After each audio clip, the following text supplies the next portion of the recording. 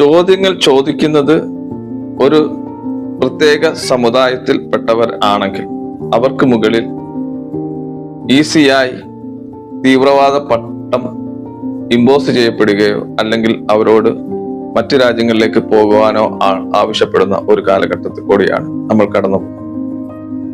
NRC CAA സമരകാലത്ത് നമ്മുടെ പ്രധാനമന്ത്രി പോലും പറഞ്ഞത് സമരം ചെയ്യുന്നവരെ വേഷം കണ്ടാൽ നിങ്ങൾക്ക് മനസ്സിലാകില്ലേ എന്നാണ്. കഴിഞ്ഞ ദിവസം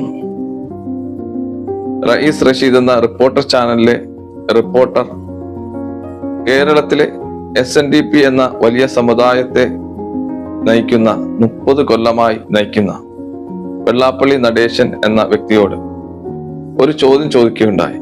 അതിന് അദ്ദേഹം ഈരാറ്റുപേട്ടയിലെ ഒരു മുസ്ലിം തീവ്രവാദി ആണ് ആ ജേർണലിസ്റ്റ് എന്നാണ് പറഞ്ഞത്. റയീസ് റഷീദിനി അത് ഒരു മരമുറി ചാനലിൽ ജോലി ചെയ്താലും ഈരാറ്റുപേട്ടയിലെ മുസ്ലിം തീവ്രവാദം അവസാനിപ്പിക്കുവാൻ SDPIക്കെതിരെ വിശാല സഖ്യമുണ്ടാക്കിയെന്ന് എക്സ്ക്ലൂസീവ് വാർത്ത ചെയ്താലും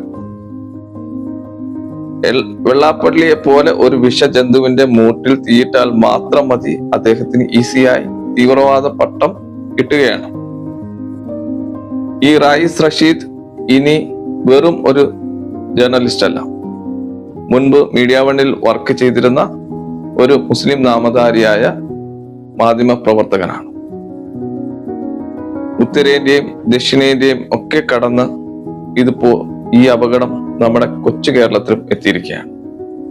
നിർഭാഗ്യവശാൽ ഇത്രയും കാലം നമ്മുടെ കൊച്ചു കേരളത്തെ പൊതിഞ്ഞ് സൂക്ഷിച്ചിരുന്ന മതേതര കക്ഷികൾ പോലും ഇതിനെ സ്വാഗതം ചെയ്യുന്നു, ഇതിന് കുടപിടിച്ചു കൊടുക്കും.